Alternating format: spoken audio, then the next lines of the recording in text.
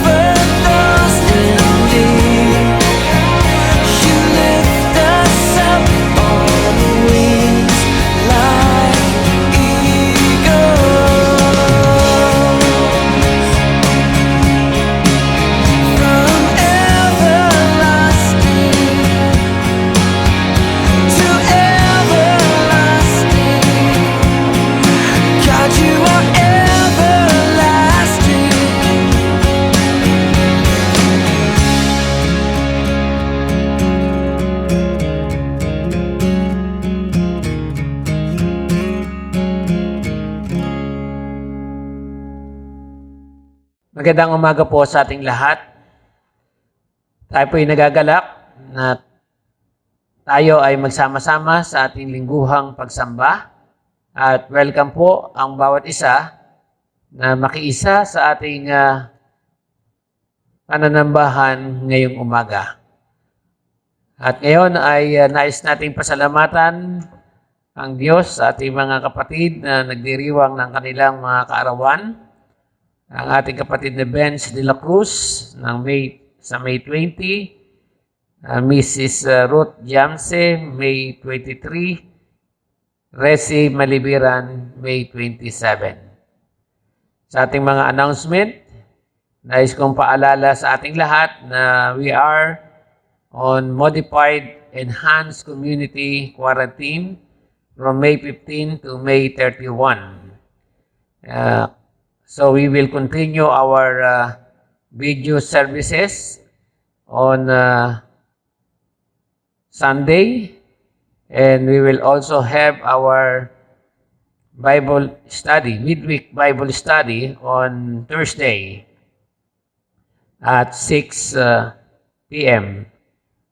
And we will also have our church prayer meeting on Sunday at 6 p.m. And we are inviting everyone to join us in our very important activities, our joint prayer meeting with all our members. So yun lamang po ang ating announcement. Tayo po ay magpatuloy at ating pong gawin ang panalangin pastoral. Alalahanin natin at pasalamatan ng Diyos sa lahat ng mga mabubuting bagay na ginawa niya sa ating buhay. At patuloy nating itaas sa Panginoon ang ating mga panalangin at kahilingan sa ating mga mahal sa buhay, sa ating iglesia, sa ating pamahalaan. Tayo yumukod at tayo manalangin.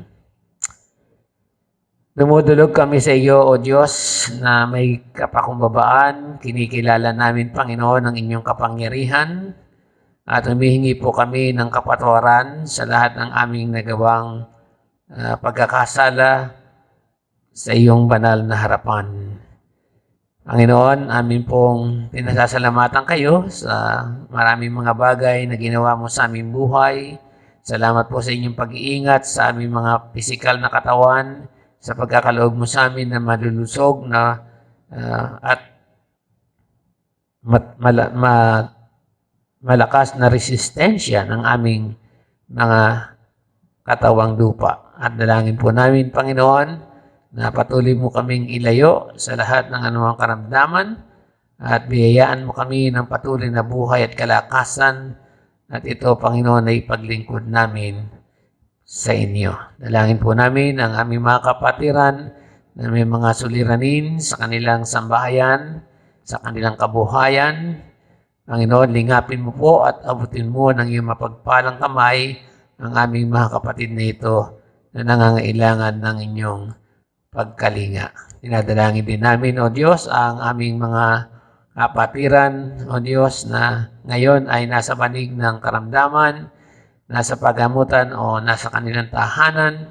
Kayo po, Panginoon, ang humipo sa kanilang mga pisikal na katawan at maggawad ng ganap na kagalingan upang sila, Panginoon, ay makabalik sa kanilang dating kalusugan at kalakasan. Dinadalangin din namin, Panginoon, ang aming mga kapatid na manggagawang pastor at diakonisa na merong COVID-19.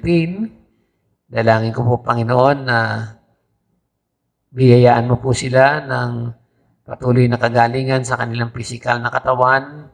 Ibalik mo ang dati nilang kasiglahan at tulungan mo sila na maetawid ang pagsubok na ito na hinaharap nila sa kanilang paglilingkod sa inyo. Dinadalangin ko rin, Panginoon, ang aming pamahalaan Tulungan mo po, Panginoon, ang aming mga pinuno ng bayan, ang aming mga mamayan, na kami ay sama-samang magtulungan, magkaisa para sa lulutas ng paglaganap ng COVID-19 at nawa, Panginoon, ay mabalik na muli sa normal ang aming kalagayan upang makapaghanap buhay at makapamuhay na merong kaayusan ang mga mamayan. Panginoon, pagpalain mo ang iyong iglesia sa kanyang kabuuan, lalo na Makati United Methodist Church, ang kabuuan ng United Methodist Church in the Philippines sa panguna ng aming mga obispo, mga DSS, pastors and deaconesses, at ang aming mga laiko. Pag-isahin mo kami, Panginoon, sa isang layunin na itaguyod namin ang gawaing pinagkatiwala mo sa amin at patuloy mong patatagin ang aming pananampalataya upang patuloy ka naming paglingkuran sa aming mga buhay. Ito, O Diyos, ang aming dalangin sa makapangyarihang pangalan ng aming Panginoong Hesus. Amen.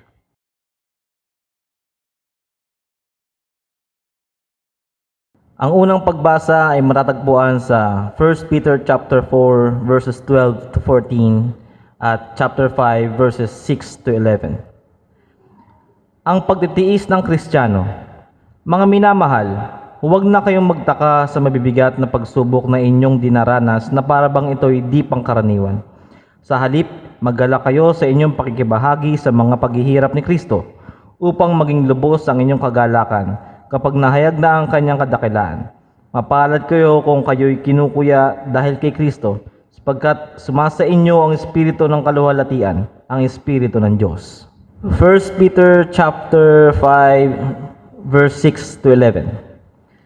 Kaya nga, pasakop kayo sa pangkapangyarihan ng Diyos at dadakilain niya kayo pagdating ng takdang panahon. Pagkatiwala ninyo sa Kanya ang inyong mga lalahanin sa buhay, sapagkat siya ay nagmamalasakit sa inyo. Maging handa kayo at magbantay. Ang dyablo, ang kaaway ninyo ay parang leong umaatungal at aali-aligid na naghahanap ng masisila. Huwag kayong matatakot sa Kanya at magpakatatag kayo sa inyong pananampalataya sa Diyos. Tulad ng alam ninyo, hindi lamang kayo ang nagtitiis ng ganitong kahirapan, kundi pati ang inyong mga kapatid sa buong daigdig.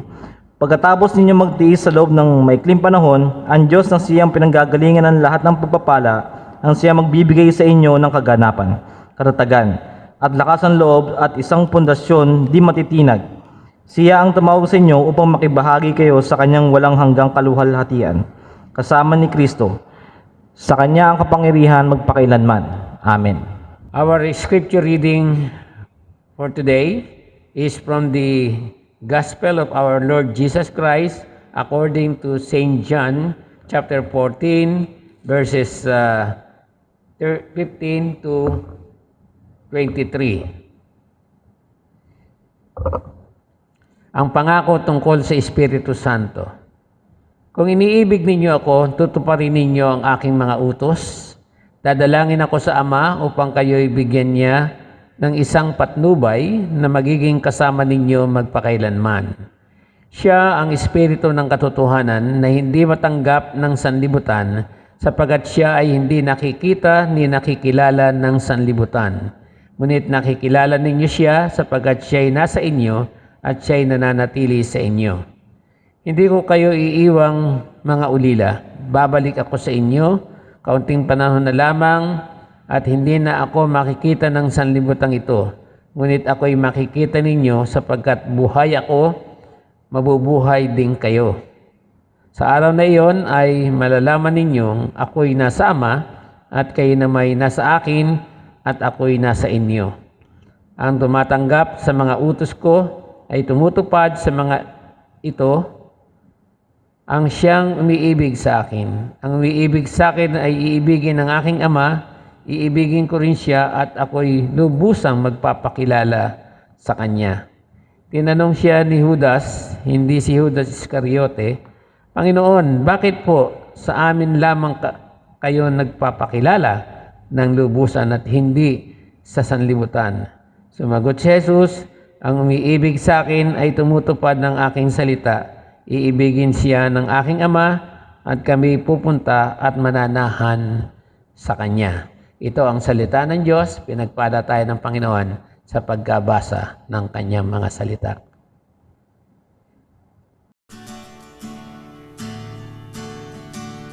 Thy word is a lamp unto my feet and a light unto my path. Thy word is a lamp unto my feet and a light unto my path.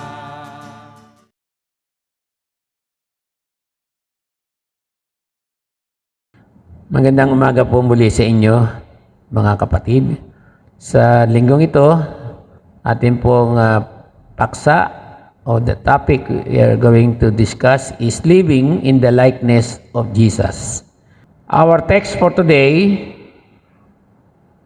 is from the Gospel of our Lord Jesus Christ according to St. John chapter 14, verses 15 to 23. Tayo manalangin.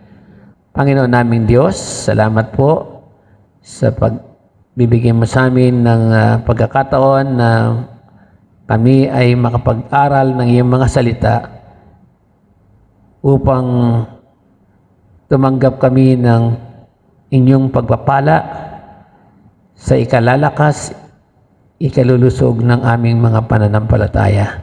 Dalangin ko nga, Panginoon, na pangunahan mo kami ng iyong banal na Espiritu at bigyan mo kami ng karunungan at pangunawa upang matanggap namin ang biyayang espiritual na ipagkakaloob mo sa iyong mga anak na makikinig sa inyo. Sa pangalan ng aming Panginoong Hesus, ito ang aking dalangin. Amen. The ultimate goal of God for all of us is to live in the likeness of Christ Jesus. But how could it be if we do not know Jesus? How can we trust Jesus if we do not know things about Him? Ito ang kalagayan ng mga taga-Atenas sa panahon ni San Pablo. Sumasampalataya sila sa Diyos na hindi nila lubos na nakikilala. Gayon din ang kalagayan ng marami nating kapatiran sa ating kapanahunan. They have faith in God, but they don't fully know God. Kaya marami sa ating mga mananampalataya ang natatakot, nag-aalala, nababalisa at nawawala ng pag-asa sa gitna ng pagsubok na ating nararanasan. Katulad ngayon ay mayroon tayong COVID-19, marami ang nag-aalala saan sila kukuha ng pagkain, paano sila mabubuhay, marami silang alalahanin dahil sa kakulangan ng kaalaman sa Diyos na kanilang pinananampalatayanan. Hindi nila nakikita ang mga pagpapala na ginagawa ng Diyos sa kanila. Hindi nila napahalagahan ang mga ginagawa ng kanilang mga kapwa o napasasalamatan man na aburido at hindi kayang gumawa ng mabuti sa kanyang kapwa. Paano ang ating gagawin para maharap natin ang ating pagsubok na ito na may katagumpayan? Paano tayo makapamumuhay ayon sa aral at katuruan ni Kristo Jesus? Ang aralin natin ngayong umaga ay nagtuturo kung paano tayo makapamumuhay tulad ni Kristo. May 4 na kaparaanan para mamuhay tayo ayon sa plano at layunin sa atin ng Diyos. Una, we must seek and know God in our lives. Kailangan pag-aralan at pagbulay-bulayan natin ang kanyang mga salita na siyang kulang sa atin. Gusto nating makilala ang Diyos sa ating buhay, pero wala naman tayong panahon para sa Kanya. Ang pagkakaroon ng kaalaman tungkol sa Diyos ay nagbibigay sa atin ng katatagan ng loob na harapin ang mga pagsubok at suliranin nating nararanasan. Ito ang nagbibigay sa atin ng kalakasan na ipagkatiwala natin sa Diyos ang ating mga alalahanin at makasumpong tayo ng kapayapaan at katagumpayan. Sa aklat ni Josue, sinabi ng Diyos sa kanya, "Huwag mong kaligtaang basahin ang aklat ng kautusan. Pagbulay-bulayan mo iyon araw at gabi upang matupad mong lahat ang nakasaad doon. Magiging matagumpay at masagana ang iyong pamumuhay. Huwag kang matatakot o mawawalan ng pag-asa, sapagkat ako ang iyong Diyos ay kasama mo saan ka man pumunta." Gusto mo bang maranasan ang Diyos sa iyong buhay? Unahin ninyo ang kaharian ng Diyos at gawin nyo ang kanyang kalooban at idadagdag niya sa inyo ang lahat ng inyong mga kailangan. Matthew 6:23. Ikalawa, let us sing the glory of His name and give Him glorious praise. Psalm 66 verse 2. Kilalanin at pasalamatan, purihin natin ang Diyos sa Kanyang kamanghamanghang mga gawa sa ating buhay. Purihin natin Siya at awitan dahil iningatan niya tayo at hindi niya tayo pinabayaan. Huwag nating kaligtaan o kalimutan ang pagliligtas na ginawa niya sa atin dahil sa ating mga kasalanan. Pasalamatan natin Siya at handugan natin Siya ng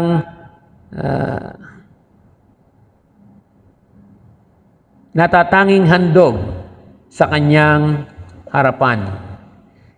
Ibahagi natin ang ating mga pagpapala sa ating mga kapwa upang matugunan ang pangangailangan ng ating mga kapatiran at pasasaganain ng Diyos ang ating buhay higit pa sa ating inaasahan.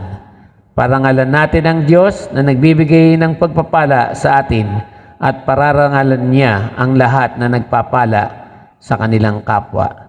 Ang pangako ng Diyos kay Abraham, pagpapalain ko ang lahat ng nagpapala sa iyo. Genesis 12:3. Kung gusto mong pagpalain ka ng Diyos, sundin mo ang utos sa iyo at pagpalain mo ang kapwa mo. Ikatlo, let us turn away from evils and do good. Seek peace and pursue it. Talikdan natin ang masama at gumawa ng mabuti at panatilihin natin ang kapayapaan upang makapamuhay tayong tulad ni Kristo. Huwag nating gantihan ng masama ang masama.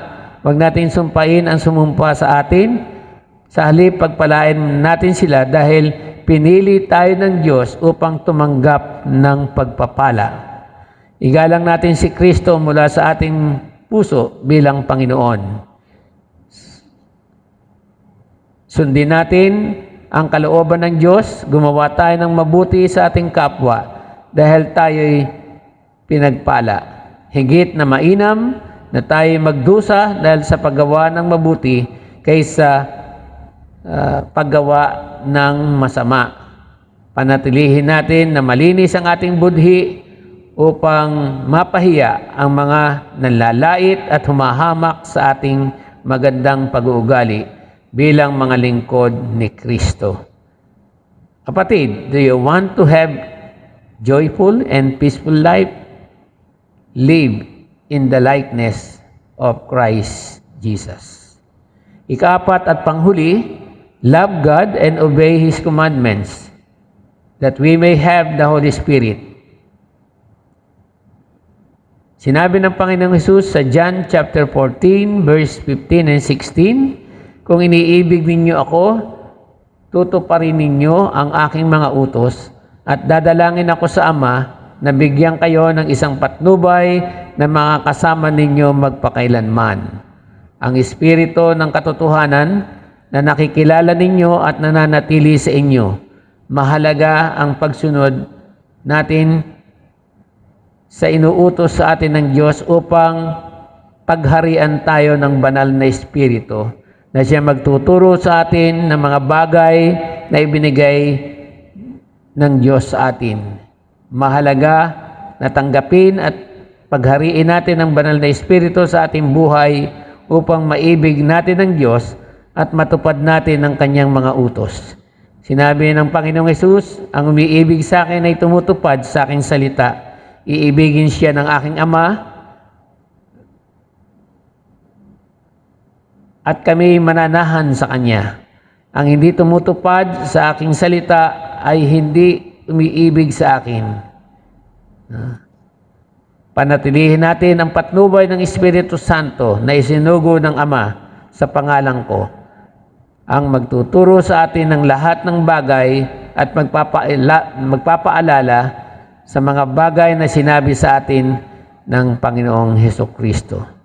Kung magkagayon, makapamumuhay tayong tulad ni Kristo na siyang dakilang layunin ng Diyos sa ating nakakakilala, sumusunod at nagmamahal sa Kanya.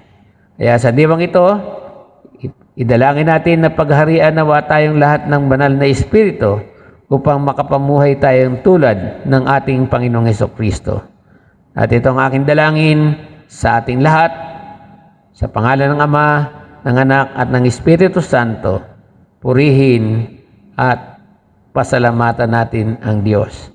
To God be the glory, the Lord be with us all. Amen.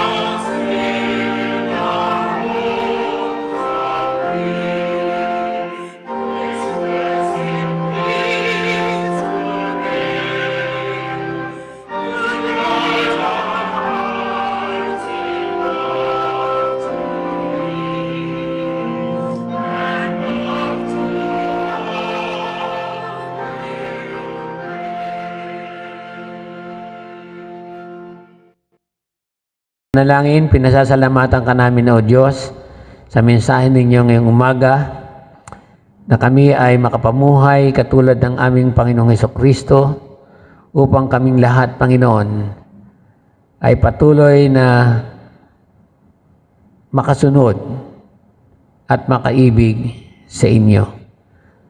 Dalangin ko nga, Panginoon, na patuloy mo kaming bigyan ng pagkakataon na kayo ay aming makilala ng lubusan upang malaman namin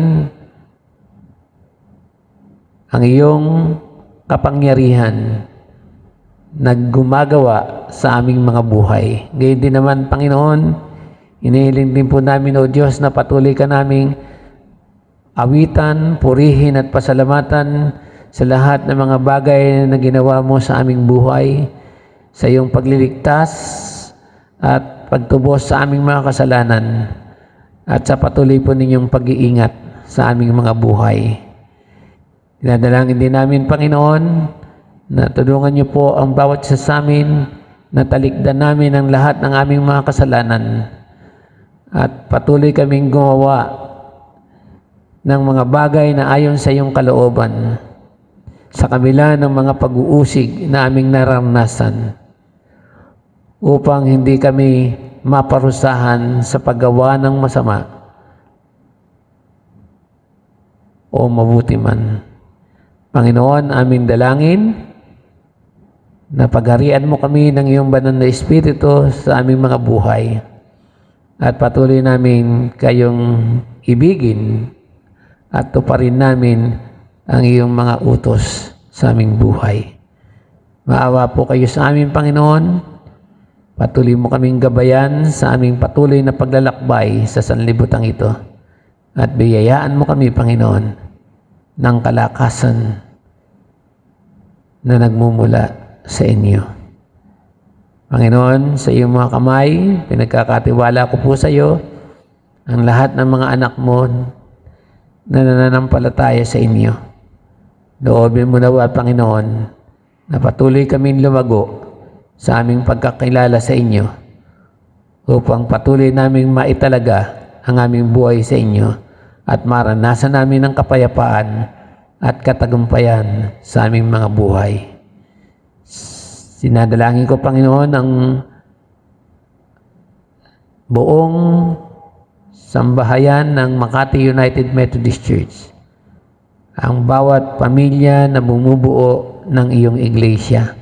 Pagpalain niyo po, Panginoon, ang mga magulang, mga anak, mga manugang at mga apo na manatili kami sa inyo at manatili kami sa iyong mga salita na umiibig, sumusunod sa inyong mga utos. Panginoon, sa iyong mga kamay, pinagkakatiwala po namin sa iyo ang aming kinabukasan, ang pagbabalik ng normal na kalagayan ng aming bayan. Salamat po, Panginoon, sapagkat may pangako kayo na hindi mo kami iiwan, hindi pababayaan man. At sasamahan mo kami, Panginoon, hanggang sa dulo ng sanlibutan. Panginoon, salamat po. Binabalik po namin sa iyo ang lahat ng papuri at parangal sa makapangyarihang pangalan ng aming Panginoong Hesukristo. Amen. At ngayon, tanggapin natin ang masaganang pagpapala ng ating Diyos Amang makapangyarihan, ang hindi nagbabagong pag-ibig ng Diyos, ang hindi nagkukulang na biyaya ng Diyos, ang patuloy nawang sumagana sa ating mga buhay sa pamamagitan ng ating Panginoong Hesukristo, na sa pamamagitan ng banal na Espiritu ay maranasan namin ang iyong presensya, ang iyong kapangyarihan, ang iyong kapayapaan at kagalakan sa aming mga puso ngayon at magpakailanman. Amen.